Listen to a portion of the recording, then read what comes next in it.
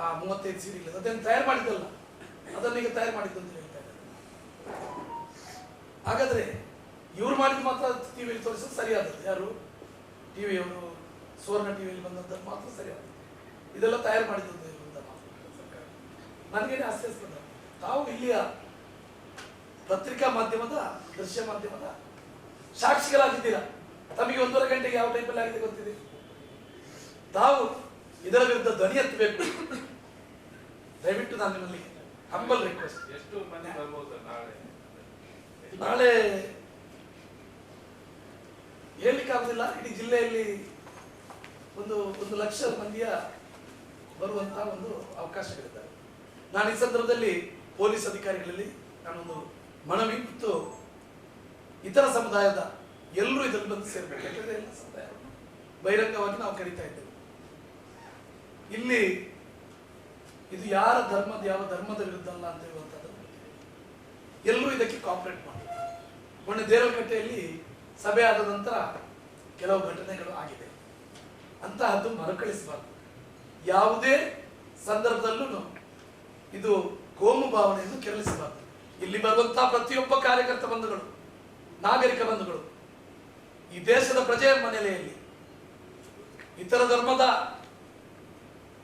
ಭಾವನೆಯನ್ನು ಗುರುತಿಸಿ ಗಲಾಟೆಗೆ ಕಾರಣಕರ್ತರಾಗಬಾರದು ಅಂತ ಹೇಳುವಂತಹ ಮಾತನ್ನು ಈ ಸಂದರ್ಭದಲ್ಲಿ ಪ್ರತಿಯೊಬ್ಬ ಸಮುದಾಯದವರಿಗೂ ಗುರುತಿಸಬೇಕು. ಅದಕ್ಕಾಗಿ ನಾನು ಮುಖ್ಯವಾಗಿ ಪತ್ರಿಕಾ ಮಾಧ್ಯಮ ಉದ್ದೇಶಿಸಿ ಮಾತನಾಡಿ, ನಾನು ಪೊಲೀಸರಲ್ಲಿ ಕೈ ಮುಗಿದು ಮಾಡುವಂತಹದ್ದು. ನಾಳಿನ ದಿವಸ ಅಲ್ಲಿ ಜಾಸ್ತಿ ಜನ ಹೋಗಿದೆ ಅಂತ ಹೇಳಿ ತಾವು ಅಲ್ಲಲ್ಲಿ ಬ್ಲಾಕ್ ಮಾಡಿ ಅದನ್ನು ನಿಲ್ಲಿಸುವಂತಹ ಪರಿಸ್ಥಿತಿ ಬಂದರೆ ಆ ನಾಗರಿಕರು ತೊಂದರೆಗೊಳಗಾದ್ರೆ ಅವರು ಕಾನೂನನ್ನು ಕೈಗೆತ್ತಿಕೊಳ್ಳಬಹುದು. ದಯವಿಟ್ಟು ಅದಕ್ಕೆ ಅವಕಾಶ ಮಾಡಿ. ನಾಳೆ ಎಷ್ಟೇ ಕಷ್ಟ ಬಂದ್ರೂ ಅವರು ಆ ಒಂದು ಪ್ರತಿಭಟನೆಗೆ ಭಾಗಿಯಾಗುವಂತಹ ರೀತಿಯಲ್ಲಿ ತಾವು ಪೊಲೀಸ್ ಅಧಿಕಾರಿಗಳಿಗೂ ಸಹ ದಯವಿಟ್ಟು ತಿಳಿಸುವಂತಹ ಕೆಲಸವನ್ನು ಈ ಸಂದರ್ಭದಲ್ಲಿ ಮಾಡಬೇಕು. ಅದುವೇ ನಮ್ಮ ಮುಖ್ಯ ಗುರಿ. ಬೇರೆ ಇದರಲ್ಲಿ ಯಾವುದೇ ಉದ್ದೇಶ ಇಲ್ಲ ಅಂತ ಹೇಳುವಂತ ಮಾತನ್ನು ಹೇಳಿ, ನಿಮ್ಮ ಸಹಕಾರ ನಾಳೆ ಅಲ್ಲಿಗೆ ಬಂದು ನಿಮಗೆ ವಿಶೇಷವಾದ ವ್ಯವಸ್ಥೆ ಮಾಡಿದೆ. ಮೊನ್ನೆ ಬಹುಶಃ ಹಾಸ್ಪಿಟ್ಲಿಗೆ ಬರುವಾಗ ಅವ್ರು ಏನೋ ಹೊಡಿತಾರೆ ಕಾಣಬೇಕು, ಇದು ಮಾಡ್ತಾರೆ ಕಾಣಬೇಕು, ಯಾರು ರೆಕಾರ್ಡ್ ಮಾಡಲಿಕ್ಕೆ ಬಂದಿಲ್ಲ. ಒಂದು ಕಲ್ಲು ಬಿಸಾಡಿದ್ರು ಜಲಕ್ಕೆ ಬರ್ತದೆ, ಎರಡೆರಡು ಹೆಣ ಬಿದ್ರೂ ಅಲ್ಲಿ ಯಾರು ಇರಲಿಲ್ಲ. ಭಾಳ ನೋವಿನ ಸಂಗತಿ. ಅದು ಆಗಬಾರ್ದು. ನಾಗರಿಕರು ಪ್ರತಿಯೊಬ್ಬರು ಭಾರತ ದೇಶದ ಪ್ರಜೆಗಳು. ನಿಮ್ಮ ರಕ್ಷಣೆಗೆ ನಾವಿದ್ದೇವೆ.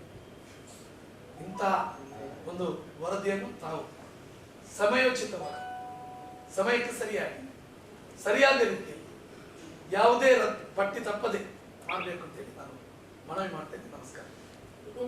ಬರ್ಬೇಕಂತ ಹೇಳ್ತೀರಿ. ನಿನ್ನೆ ಮುಸ್ಲಿಂ ಸೆಂಟ್ರಲ್ ಕಮಿಟಿ ಮಹಿಳೆಯರು ಬರ್ಲಿಕ್ಕಿಲ್ಲ ಅಂತ ಹೇಳಿದ್ದಾರೆ. ಸೊ ಎಲ್ಲ ವರ್ಗದವರನ್ನು ಕರಿತೀರಿ ನೀವು, ಎಲ್ಲರೂ ಬರ್ಬೇಕು ಅಂತೇಳಿ.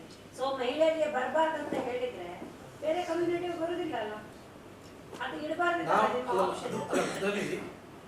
ಅದರಲ್ಲಿ ಸೆಂಟ್ರಲ್ ಕಮಿಟಿ ಒಂದು ಸ್ವಲ್ಪ ಅವರು ಮಾತನಾಡುವ ಸ್ವಲ್ಪ ತಪ್ಪಿರ್ಬೋದು.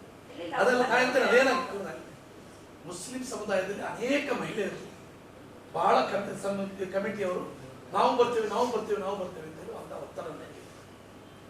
ಅದಕ್ಕಾಗಿ ಮುಸ್ಲಿಂ ಮಹಿಳೆಯರಿಗೆ ಅವಕಾಶ ಬೇಡ ಅಂತ ಹೇಳುವಂತ ತೀರ್ಮಾನವನ್ನು ಮಾಡಿ ಅವರು ಅದನ್ನು ಮಾತ್ರ ಹೇಳಿದ್ದಾರೆ ಹೊರತು ಬೇರೆ ಇತರ ಸಮುದಾಯದ ಪ್ರತಿಯೊಬ್ಬರು ಬರುವಾಗ ನಾವು ಅವರನ್ನು ಪ್ರತಿಯೊಬ್ಬರನ್ನು ಸ್ವಾಗತಿಸ್ತೇವೆ.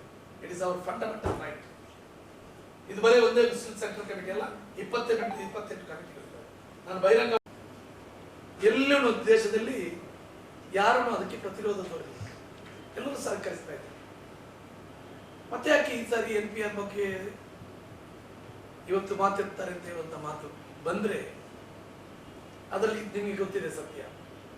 ಹಿಂದೆ ದೇಶದಲ್ಲಿ ಇಂತಹ ವ್ಯವಸ್ಥೆ ಆಗದಂತಹ ಒಂದು ಸಂದರ್ಭ ಆ ಜನಗಣತಿಯ ಪಟ್ಟಿಯಲ್ಲಿ ಇವತ್ತು 7-8 ಅಂಶಗಳನ್ನು, ಪ್ರಮುಖ ಅಂಶ ನಿನ್ನ ತಂದೆ ಯಾರು, ನಿನ್ನ ಅಜ್ಜ ಯಾರು ಅಂತ ಹೇಳುವಂತ ಆ ಅಗತ್ಯ ಇಲ್ಲದ ಆ ಒಂದು ಅಂಶಗಳನ್ನು ಅದರಲ್ಲಿ ಸೇರಿಸಿದ್ದಾರೆ.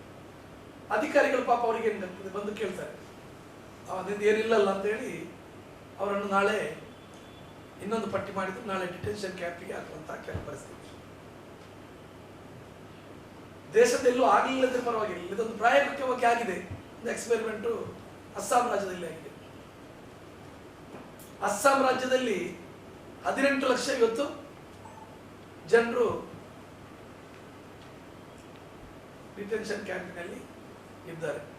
ಅದರಲ್ಲಿ 6 ಲಕ್ಷ ಮಾತ್ರ ಮುಸ್ಲಿಮರು, ಬಾಕಿ 12 ಲಕ್ಷ ಹಿಂದೂಗಳಿದ್ದಾರೆ, ಕ್ರೈಸ್ತರಿದ್ದಾರೆ, ಬುಡಕಟ್ಟು ಜನಾಂಗದವರಿದ್ದಾರೆ.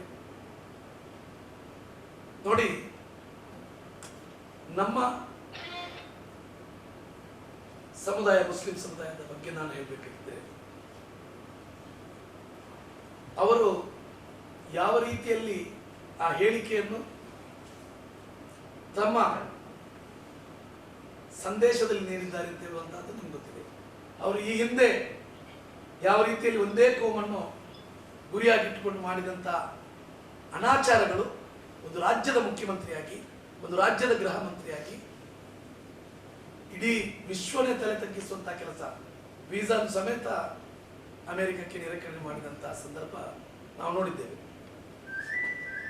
ನಾವು ಯಾರಿಗೂ ಹೆದರ್ತಾ ಇಲ್ಲ, ಆದರೆ ನಮ್ಮ ಹಕ್ಕು, ಈ ಭಾರತ ದೇಶದ ಸ್ವಾತಂತ್ರ್ಯವನ್ನು ಅಲ್ಪಸಂಖ್ಯಾತರಿರ್ಬೋದು, ಪರಿಶಿಷ್ಟ ಜಾತಿ ಪಂಗಡದವರು ಇರ್ಬೋದು, ಅದೇ ತರ ಹಿಂದುಳಿದ ವರ್ಗ ಇರ್ಬೋದು, ಇವರೆಲ್ಲರೂ ಸೇರಿಕೊಂಡು ಹೋರಾಡಿಕೊಂಡು ಪ್ರಾಣ ತ್ಯಾಗ ಮಾಡಿದಂತಹ ಅನೇಕ ನಿದರ್ಶನಗಳು. ಅಂತ ಸೈನಿಕರಿಗೇನೆ ಡಿಟೆನ್ಷನ್ ಅಲ್ಲಿ ಕ್ಯಾಂಪ್ನಲ್ಲಿ ಇಡುವಂತಹ ಪರಿಸ್ಥಿತಿ ಆಗಿದ್ರೆ, ನಾಳೆ ಈ ಭಾಗದ ಒಂದು 7 ಕೋಟಿ ಜನತೆ ಇರುವಂತಹ ಕರ್ನಾಟಕ ರಾಜ್ಯದ ಒಂದು ಶಾಸಕನಾಗಿದ್ದೆ 5 ವರ್ಷ. 80% ಜನಸಂಖ್ಯೆ ಬಹುಸಂಖ್ಯಾತ ನನಗೆ ಆಶೀರ್ವಾದ. ಅಂತಹ ಒಂದು ಕ್ಷೇತ್ರದಿಂದ ನಾನು ಒಂದು ಅಲ್ಪಸಂಖ್ಯಾತರವಾಗಿ ಅಧಿಕಾರಿಯಾಗಿ ಬಂದಾಗ, ನಾನು ಅಧಿಕಾರಕ್ಕೆ ಬಂದ ಮೇಲೆ ನನ್ನ ಮಣ್ಣು ಅದನ್ನು ಪ್ರೀತಿಸಿ, ನನ್ನ ಧರ್ಮ ಹೇಳುವಂತಹದ್ದೊಂದೇ, ಆ ವತನನ್ನು ಪ್ರೀತಿಸಿ ಮಾತ್ರ ನಾನು ಇಸ್ಲಾಂ ಧರ್ಮದಲ್ಲಿ ಇರಲಿಕ್ಕೆ ಹಕ್ಕುಂತ ಹೇಳುವಂತ ನೀತಿಯ ಪ್ರಕಾರ ಸರ್ವಧರ್ಮವನ್ನು ಗೌರವಿಸುವಂತ ಕೆಲಸ ಆ ಧರ್ಮದ ಮೂಲಕ ಮಾಡಿದ್ದೇನೆ. ಸರ್ವಧರ್ಮವು ಸೂಚಿಸುವಂತ ಅಂಶ ಅದೇ. ವಿವಿಧತೆಯಲ್ಲಿ ಏಕತೆಯನ್ನು ಹೊಂದಿ ನಾವೆಲ್ಲ ಈ ಮಣ್ಣಿನಲ್ಲಿ ಹುಟ್ಟುತ್ತೇವೆ, ಆ ಮಣ್ಣನ್ನು ಪ್ರೀತಿಸ್ತೇವೆ, ಅದೇ ಮಣ್ಣಿಗೆ ಹೋಗುತ್ತಿದ್ದೇವೆ. ಬಹುಶಃ ಇಂತಹ ಸಂದರ್ಭದಲ್ಲಿ ಈ ಕರಾಳವಾದ ಶಾಸನವನ್ನು ಲೋಕಸಭೆ ಮತ್ತು ರಾಜ್ಯಸಭೆಯಲ್ಲಿ ತಮ್ಮ ಬಹುಬಾಲ್ಯ ಉಂಟು ಅಂತ ಹೇಳುವಂತ ಅಧಿಕಾರದಿಂದ ಇವತ್ತು ಅವರು ಅದನ್ನು ಅನುಷ್ಠಾನ ಮಾಡಲಿಕ್ಕೆ ನೋಡ್ತಾ ಇದ್ದಾರೆ. ಮೊದಲನೇ ರಾಜ್ಯ ಅಸ್ಸಾಂ ಆಗಿತ್ತು, 2ನೇ ರಾಜ್ಯ ಈಗ ಕರ್ನಾಟಕದಲ್ಲಿ ಕೂಡ್ಲಿಂಗ್ ಮಾಡ್ತೇನೆ ಅಂತ ಹೇಳ್ತಾ ಇದ್ದಾರೆ. ನಾಳೆ ಪಾಪ ಇಲ್ಲಿ ಮುಖ್ಯಮಂತ್ರಿಗಳು ಹೇಳ್ಬೋದು ನಿಮ್ಗೆ ಯಾರಿಗೂ ತೊಂದರೆ ಆಗೋದಿಲ್ಲ ಅಂತ. ಯಾರು ಅದಕ್ಕೆ ಗ್ಯಾರಂಟಿ ಕೊಡ್ತಾರೆ ನೋಡುವ. ಅಮಿತ್ ಶಾ ಬಗ್ಗೆ ನಮಗೆ 1% ಎಂದು ಎಲ್ಲಿನಷ್ಟು ನಮಗೆ ಧೈರ್ಯ ಇಲ್ಲ. ಆತ ಮಾಡಿ ತೋರಿಸಿದ್ರು ಉಂಟು. ಆದುದರಿಂದ ದಯವಿಟ್ಟು ಇತರ ಸಮುದಾಯದ ಈ ಒಂದು ಜಿಲ್ಲೆಯ ಬಾಂಧವರು, ಈ ರಾಜ್ಯದ ಬಾಂಧವರು ಒಂದು ಮಾತನ್ನು ಅರ್ಥ ಮಾಡಿಕೊಳ್ಬೇಕು. ಇದು ಯಾವುದೇ ಸರ್ಕಾರದ ವಿರುದ್ಧ, ಪಕ್ಷದ ವಿರುದ್ಧದ ಹೋರಾಟಕ್ಕಿಂತಲೂ ಇದೊಂದು ನಮ್ಮ ಪೌರತ್ವದ ಬಗ್ಗೆ, ನಮ್ಮ ಭಾರತ ದೇಶದ ನಮ್ಮನ್ನು ಬೇರ್ಪಡಿಸಲು ಯಾರಿಗೂ ಸಾಧ್ಯವಿಲ್ಲ. ಆ ಪೌರತ್ವದ ಬಗ್ಗೆ ನಾನು ಹುಟ್ಟಿದಂತಹ ಭಾರತ ದೇಶದಲ್ಲಿ ಶಾಸಕನಾಗಿದ್ದೇನೆ. ನನ್ನನ್ನು ನಾಳೆ ಅಧಿಕಾರಿಯಾಗಿ ಬಂದು ನೀನು ಎಲ್ಲಿ ಹುಟ್ಟಿದ್ದು, ನಿನ್ನ ತಂದೆ ಯಾರು, ನಿನ್ನ ತಾಯಿ ಯಾರು ಅಂತ ಕೇಳಿದರೆ ಅದಕ್ಕಿಂತಲೂ ಅಪಮಾನ ನಾನು ಅನುಭವಿಸಲಿಕ್ಕೆ ಸಾಧ್ಯವಿಲ್ಲ. ಬಹುಶಃ ನಾನು ದುಡ್ಡು ಅಂತ ಹೇಳಿ ಏನು ನನ್ನನ್ನು ಇಲ್ಲಿವರೆಗೆ